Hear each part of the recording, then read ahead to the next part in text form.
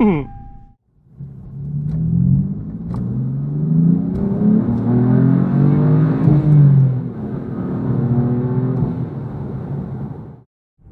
y'all, welcome back to Doug's Cars. Today, taking a look at this 1994 Lexus LS400. These are getting kind of rare on the roads nowadays, even though they were built to last forever.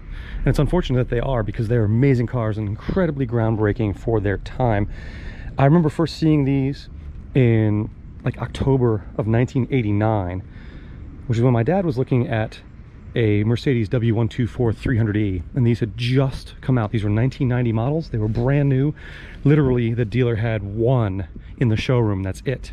And they built a whole new showroom chain. All the buildings looked the same. They were these kind of concrete looking facilities with the L badge that you see everywhere. And you know, he went with the Mercedes and not this. And was that a mistake? Probably not. The Mercedes was a fantastic car, but I mean, you can't get more 90s than a gold badge on a Toyota product.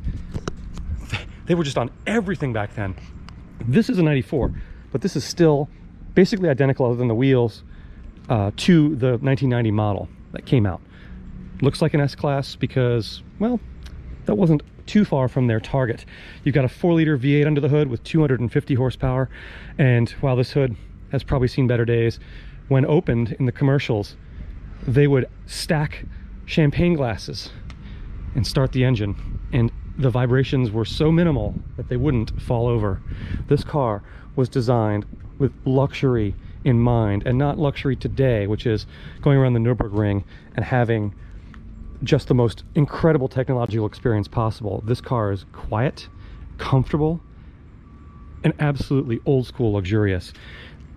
The amount of time spent in this car just to design the ashtray in the center console so that it would glide open smoothly was just immense. They spent all the time and money that they could to make this car the best sedan in the world. Now, did they succeed? Let's take a look at this 27-year-old model.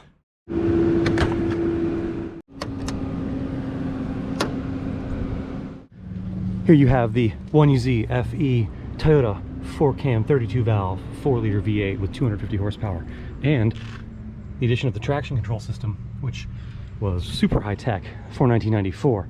The engine itself had been already around for a few years. Not sure what that's doing there, but otherwise it's pretty clean underneath here. And you know, there's plenty of room here in front of the engine, so they could have probably stuffed in a bigger motor if they'd wanted to. But this is what you got, and this was the engine. I'll try to find a picture and throw it on when I do my editing, that had the champagne glasses on it.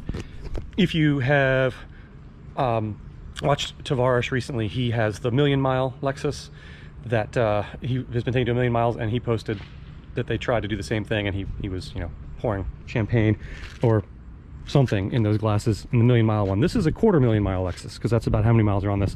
And you can see it's still, little badging still nice and shiny there. That's a little warm. Interesting diagnosis port back before you had OBD2.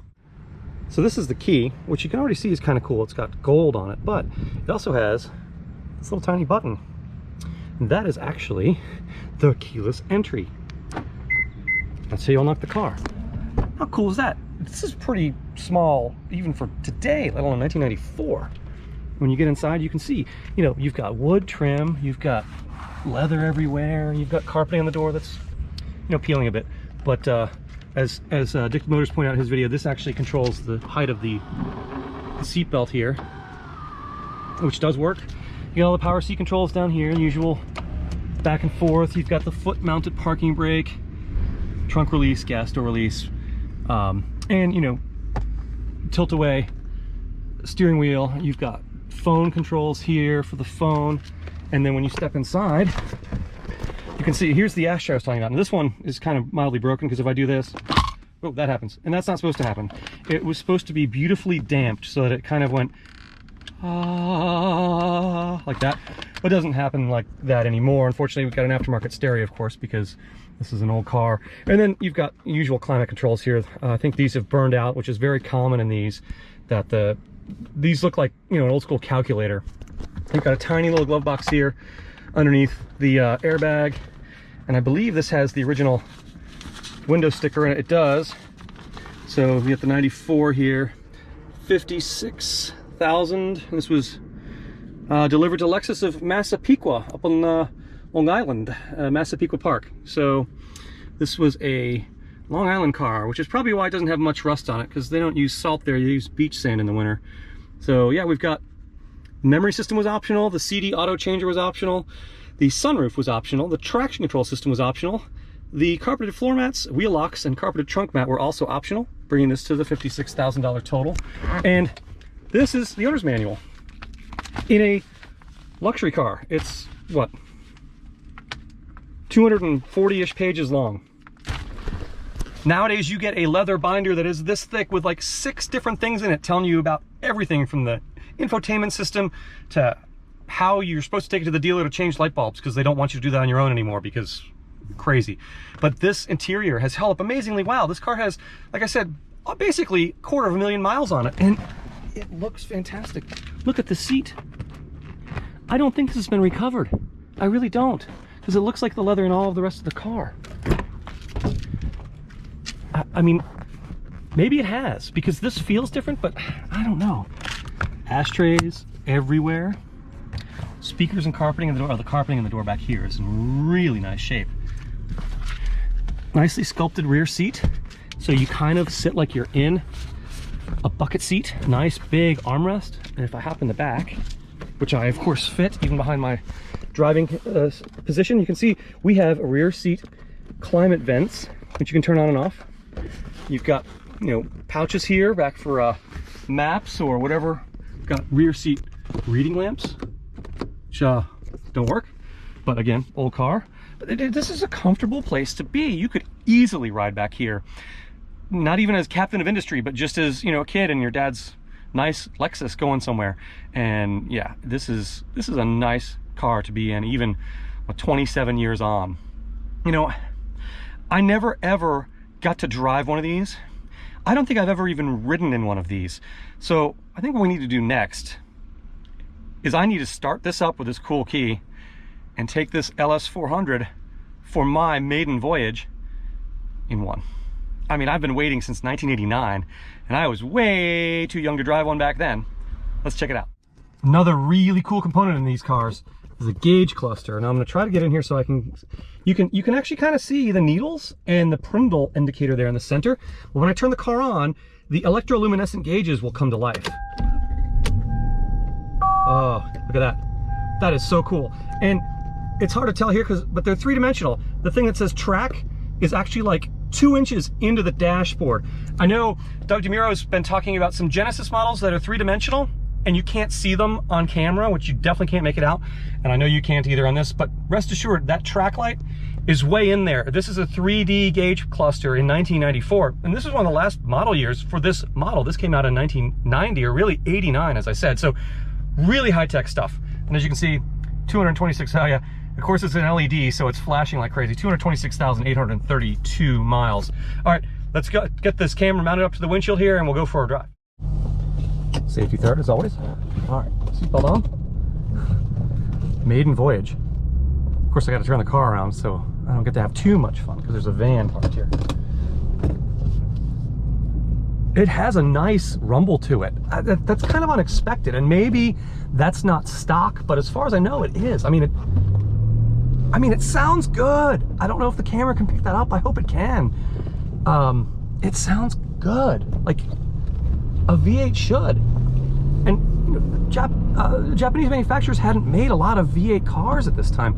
The Century, which wasn't even available in left-hand drive countries for obvious reasons, was one of the only V8 cars they had made up until this point. And you know, they just hit it out of the park with this, because that V8 runs as well as it did when it was new. And you know, it's just a fantastic motor. It was back then. It was state-of-the-art back then. 250 horsepower in 1989 when this came out was the end of the world. I think a Mercedes 560 SEL, which was the biggest motor you could get in the US, had 237 horsepower. So you had 13 more in a car that was significantly less. I want to say these, when they came out, were $39,995 or something like that, so just under $40,000. And I know that the 124 Mercedes my dad bought was $45,000, and it was an '89. So the pricing on these was fantastic. Now, The only thing is, they didn't have many when these came out. I mean, you had to wait. So that's why we got the Mercedes. Give us a full throttle here going up this hill. Shifted at $6 grand, the red line, wow. Almost out of gas, I probably shouldn't do that again. These things don't get great mileage for us, but in 1990, you know, the owners, the Monroney sticker said 23 highway, which was pretty good for a V8 luxury sedan. I mean, you know, I have a 2003 Lincoln Town Car as one of my cars, and it probably doesn't even do that well, and it has basically the same power. I think it has 249 horsepower. I get like 21 miles per gallon on that car. So, you know, this is in sport mode too, by the way. There's an electronic transmission shifter here, and because Addicted Motors bought this car and was driving it, he's all about speed and power. We were team speed and power at the Land Rover event last weekend, and we were disqualified for going too fast. So that's how that goes. But this thing sounds fantastic. It handles pretty well. I mean, it was pretty flat in that turn, and I took it, you know, 20 some miles an hour because it's neighborhood here, but it's not ever going to be a sports car, nor was this ever sold as a sports sedan. Like I said, this is meant to be incredibly luxurious, old school luxury, the kind Doug DeMuro and Hoovy like foam at the mouth about. And they're right, no one makes a luxury car anymore in a car format. Now if you get something like a Lincoln Navigator, that is a luxury car for the modern era. It's comfortable, it's quiet, and it's luxurious, and it's okay, got a lot of tech, which is luxurious nowadays, but these cars were built with the best possible materials. The wood and the leather in this car look almost as good as they did when this was sold in Massapequa, New York in 1994. You can't say that about most cars. Of course it's a Lexus, so you're gonna have that.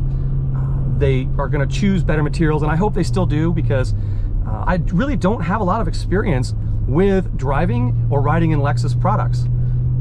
Honestly, I think this is the first Lexus I've ever driven, but what a Lexus to drive, and I'm so glad it's the first one. The one that I knew as a kid, the one that I always wanted to drive, and the one that I just couldn't drive as a kid. I don't even think my dad and I were able to drive one. Like I said, they had one in the showroom because they had literally just come out, and he needed a new car right away. And Mercedes had a beautiful teal metallic 300e on the lot. Came home with us like 2 days later, and this is such a nice car. I'm going 45, and it's holding it in gear because it's in power mode, which is fantastic. The brakes are pretty good. You know, obviously you've got big for the time, four-wheel discs with ABS. I mean, it has dual airbags and ABS, which is about as good as it got for safety features back in 1994. Throw in the traction control system, which of course is not stability control, just traction control. That's all you got back then. And that was an expensive option. I forget how much it was, but it was over $1,000. Oh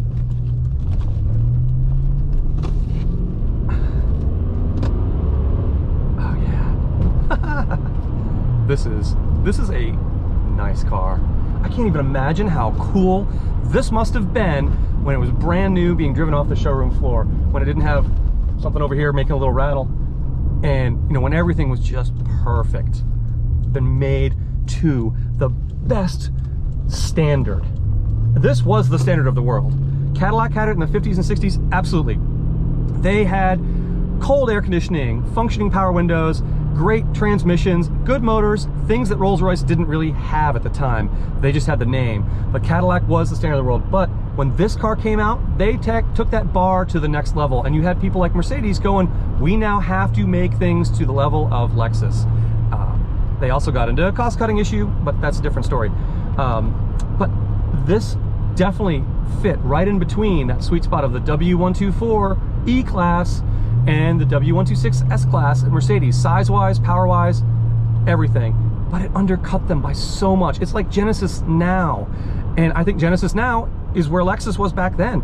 They had the quality, they had the luxury, they had the materials, but they undercut the Germans by a lot. And American luxury cars in 1990, or 1994 even, they were getting better by 1994. But you had basically barges from the 70s that were left over, the rear-wheel drive, like the Cadillac Fleetwood, which is a great car in its own right, but it was an old design. You had 1990, you had the new Lincoln Town Car come out, but it had the old 302 V8 from the Mustang that was detuned. still not like this.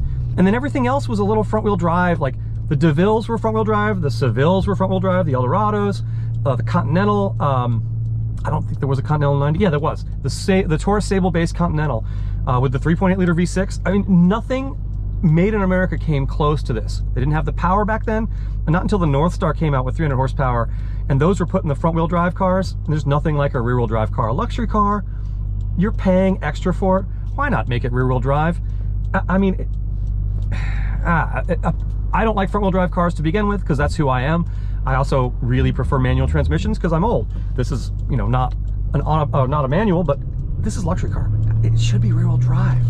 Make it rear-wheel drive. That's the whole point of having a luxury car, is to have something different and better.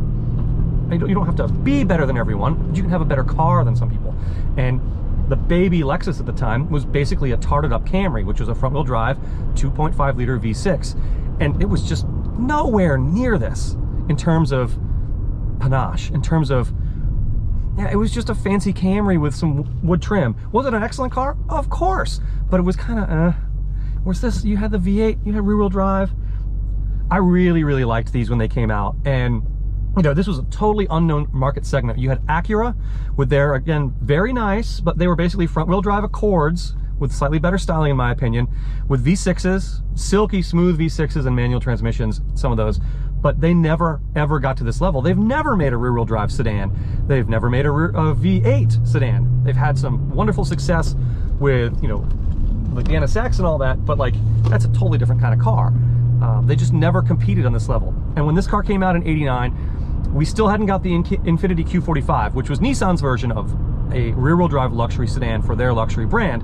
But back then, all they had were these stupid commercials, which didn't show the car, and it showed like a pond and leaves, and yes, okay, that's very zen and very Japanese, but nobody got it, and nobody bought it, because this was the car that you could go see and touch, and you knew was made beautifully and would last for a long time and would be an excellent car to transport your family around in. And it still could be that. It's still a safe, reliable to some extent. It's almost 30 years old, but still, this car, you could daily drive this easily in modern traffic. It would be fine.